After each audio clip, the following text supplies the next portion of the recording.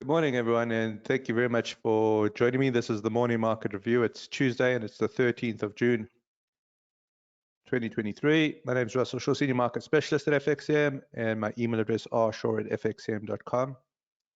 Just going to go ahead and bring up our disclaimers. We'll start off with the high-risk investment warning. Keep this on screen for a few moments.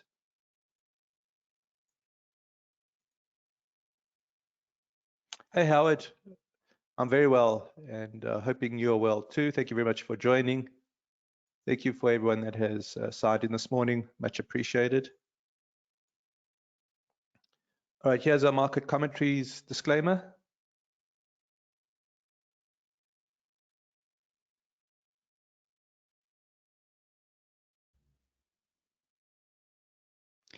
And references MarketScope 2 and TradingView.com. I'll just bring up TradingView to start, similar to what we looked at yesterday.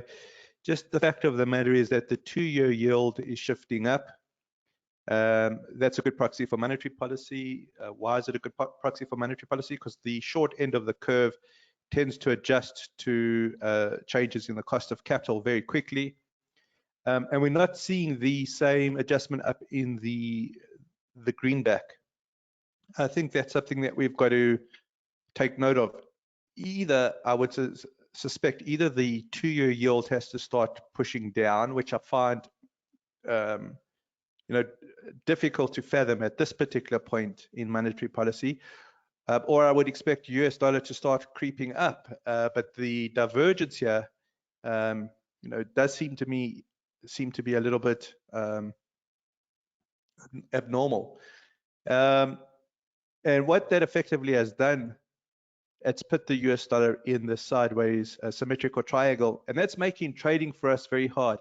If anyone was trading the markets yesterday, they would have seen how difficult the market was. So we were looking for potential weakness in yesterday's trade. So if we go down to the hourly, here was the weakness. See over here, comes down. We get a movement down in the stochastic, but it doesn't hold in that lower quintile. That's the key. It's got to hold in the lower quintile to get a swing. So here you can see it's holding the lower quintile. Here we get a nice swing, right? It's all about the momentum build, and the momentum build is either going to be above 80 for longs or below 20 for shorts. So if it hits 20 and bounces out, that's not going to do us any good. So the fact of the matter is we've been whipsawed because then it moved up. We had a positive crossover in the exponential moving averages. We had a positive crossover in stochastic, but then it hits 80 and drops out. Another whipsaw. Okay, so now it's crossed to the downside. So we've got the weakness that is starting to manifest. Is this going to be powerful enough for a swing? It really depends on the momentum. So if we get into this 20 minus area and we hold in the 20 minus area, or what we call the lower quintile, then I think we get the swing. Then we get, okay, the reference candle, the bearish reference candle playing out here. So you can see what is last week's candle. It's a completion of a reference candle. I hope everyone understands that. I just want to draw it in so everybody understands what we're talking about with reference candles. Just bear with me. I know we've done it plenty of times before, but I see some new names here. So markets don't move in a straight line. They tend to zig and zag, right? And we're looking to see if we can identify these turning points. Let's make these green. Okay. Or on the downside, zigs and zags to the downside. Okay, we're trying to identify these turning points. And to identify the turning points, we've introduced some rules. And the rules are as follows. For a bullish turning point, we're looking for what we call a bullish reference candle, which is effectively a 3-candle cluster. It can be a complex variation, which would be more than 3 candles, but basically we'll just concentrate on the 3 candles for now. And we've got to see the candle to the right close above the reference candle. What identifies the reference candle? The reference candle is the lowest low amongst the 3 candles. And then to identify bearish reference candles, again, we'll just take a look at it in terms of the 3-candle cluster. Okay. And the candle to the right has to close below the low of the reference candle. What's the reference candle on the bearish side? Well, the reference candle's got the highest high amongst the 3. So if we go back to our chart here, here's the reference candle. It's got the highest high amongst the 3. Here's the close below. And now we want to see if it develops into some sort of swing. Now, the reference candles are present. You'll find a reference candle present at every turning point. However, not every reference candle becomes a turning point. That's where the difficulty becomes in. So I don't know if this becomes a turning point, but we've got the reference candle in to suggest that this is a potential turning point. The problem here is we're not trending. Okay, we're consolidating, and consolidations are much more difficult to trade than trends. So the fact of the matter is that we don't have a trend here, but we do have this bearish reference candle, potentially some downside pressure here. Okay, we go through to the daily chart. You can see we're in zone 3. Okay, take a look at yesterday's candle. Yesterday's candle was very challenging. It was, we looked at it on the hourly, it had that whipsaw in. You can see it was pushed down all the way until the low of the day was reached. Once we hit the low of the day, that's where the bears lost control and then the bulls took over. Well, that was quite sort of ambiguous or confusing, considering we've got a bearish reference candle in. So now we're looking at today's candle. Today's candle is red. Okay, it's still showing a fair amount of uncertainty. What do I mean by a fair amount of uncertainty? It's called an inside period. Inside period, it means the range of today's candle is completely inside the range of yesterday's candle. The bears haven't had the strength, the fortitude to go below yesterday's low yet. Okay, in order for that to happen, we need the dollar to hit the lower quintile and hold. And if we get the dollar hitting that lower quintile and holding, it makes the world of difference, because the dollar is our first link in a chain, and it ripples out from that link. So it's a chain of causation, a chain of causality. So we look at the dollar. So the dollar's hit trigger 1, it's hit trigger 2, but we haven't got the confirmation in the momentum push yet. So that's what we've got to keep an eye on. And you can see where's the hold up. It's at this S1 support. Okay, so just keep an eye out for that. So we have got the triggers. We don't have the momentum yet. Let's just take a look and see what's happening on the euro and pound pairs.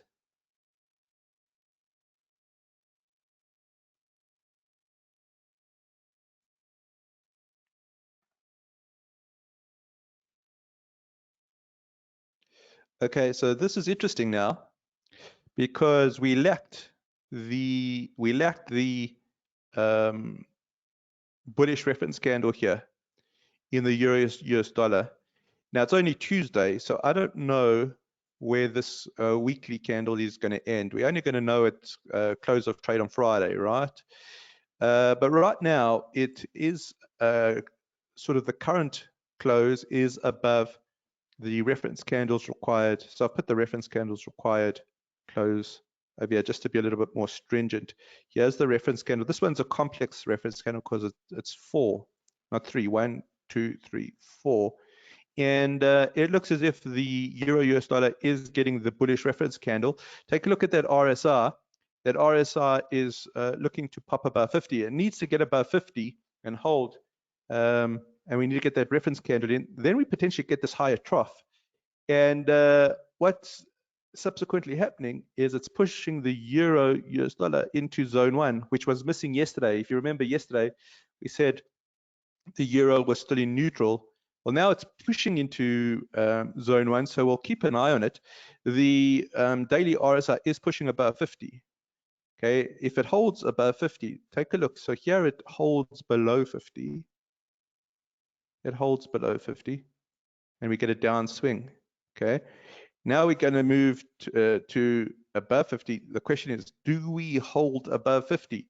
If we hold above 50, potentially get a swing here, right? So we are moving into this zone 1. Take a look at this on the hourly chart. Okay, this is looking quite encouraging. Okay, you've got the bullish crossover on the moving averages.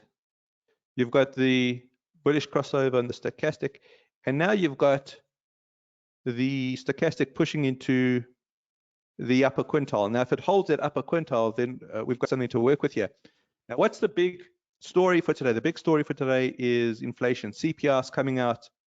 I believe it's 2:30 ZA, 1:30 p.m.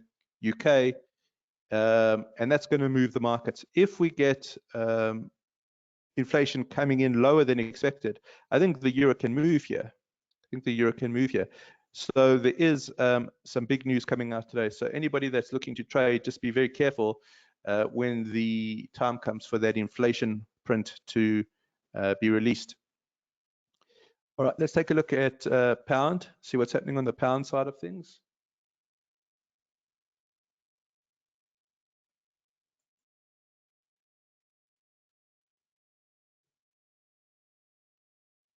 All right. Let's do our top-down analysis. We'll start at the top. Let's put in some peaks and troughs here.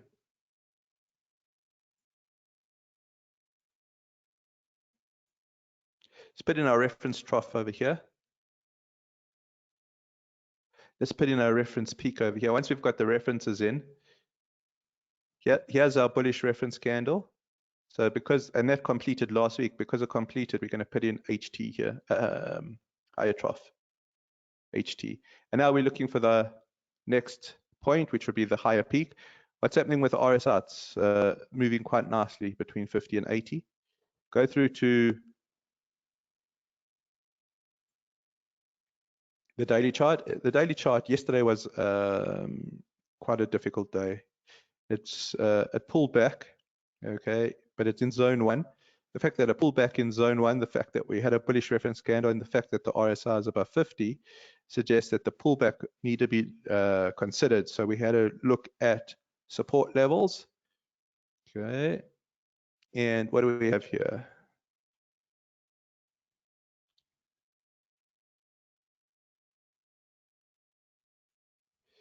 Okay, we've got the crossover in the EMAs. We've got the crossover in the stochastic. Is this going to be a worthwhile swing? It depends. What does it depend on? Depends if the underlying momentum sustains and maintains. And that for that to happen, it needs to hit the 80 plus region and hold. We get it, and it hits at 80 plus region and holds. We get the nice swing. Because we don't know, we have to use stop losses and money management, don't we? But as soon as we hit sort of the upper quintile and hold, you get some decent swings.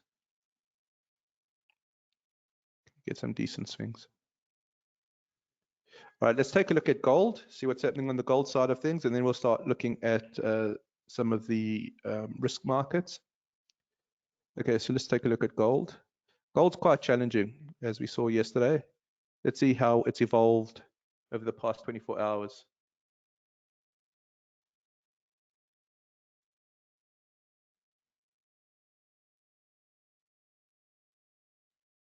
Okay.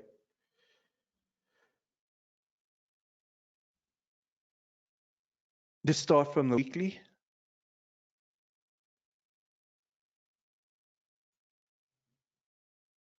And you've got peak, trough. So at the moment, we've just got 2 out of 4 points. So it's very difficult.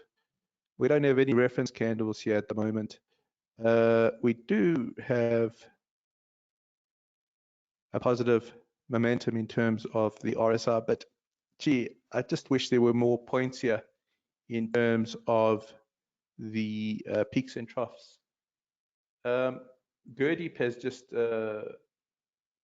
pointed in that there's news out of the UK. Unemployment rate has ticked down from 3.9 to 3.8%. Earnings are still high, so there is average earnings index came in at 6.5% as opposed to last print of 6.1%. So still inflationary pressures there. So thanks for that, Gurdeep. All right, let's take a look at the gold daily chart here. I like the fact that it's building this support level here, but it's in the middle of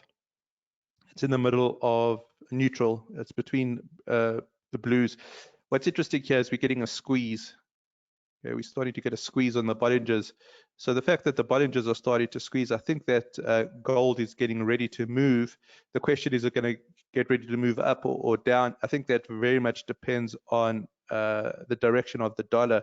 So let's just keep an eye on the direction of the dollar. Remember, the dollar, to me, it's caught in that symmetrical triangle, but it does have a bearish reference candle.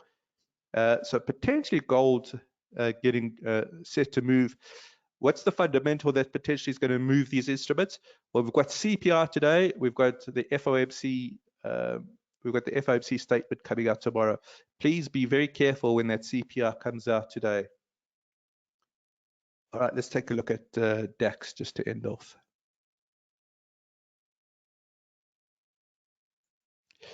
So DAX has lost a lot of volatility, and that's a pity because it's very difficult to trade an instrument with no volatility.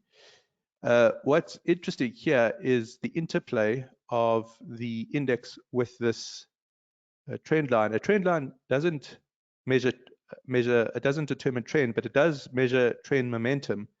And the way that we view trend lines is as either they get touched twice, then we call it a tentative trend line, or it gets touched a third time and holds, then it becomes a valid trend line, something the market's taking a note of, or the speed is kind of entrenched.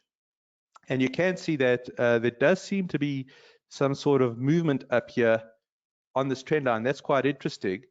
And what we can do here is we can put in an HT question mark.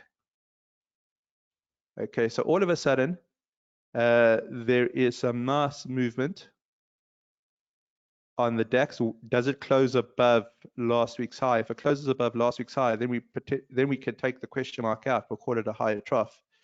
And the daily chart here has moved into zone 1. Okay, so that's a development since yesterday.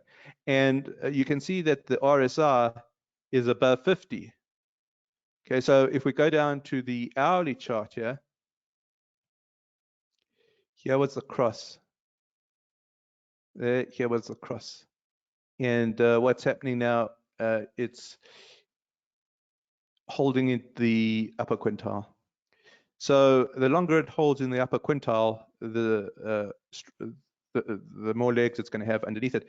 If it pulls back, I would be looking at the central pivot as a potential dip in the uptrend. Okay, because we have an overlapping support area. Here's the support. I mean, resistance turn support. I beg your pardon. So we have resistance. It's a confluence. Okay. In fact, if we had to put in a Fibonacci here, I'm pretty sure we get a triple confluence. It's right on the 50. So I think this central pivot here looks fairly interesting if there is some sort of pullback. So this is a difficult chart. I'll tell you why I'm finding it difficult. It's because the swing here has been pretty long. To get in now means we're getting in a swing that has been in motion for quite some time. And you can see, I mean, the truth is, this is the It's just held in this 80 area for quite some time. To get in now, you could be getting into the apex. So if we go back to, I don't know where that swing is going to end. Okay, is it going to end there? Is it going to end there? You know, but what we try and do is try get in on the dips in the uptrend.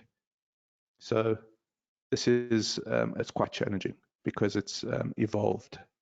So you've got to make your call here. Are you happy to run with the momentum?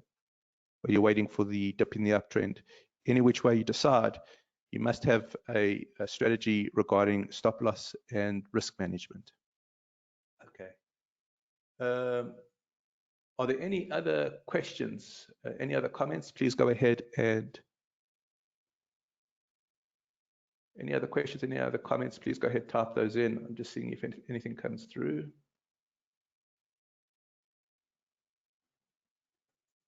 Okay, nothing coming through. So let's conclude at this point. Oh, wait, I think something came through. Let me just see. No, we're all good. Okay, good. Tomorrow, what we will do is have the morning market review and we will have the crypto minute. So please join me for those. Thanks very much for signing in this morning. Much appreciated, as always. Thanks very much, guys.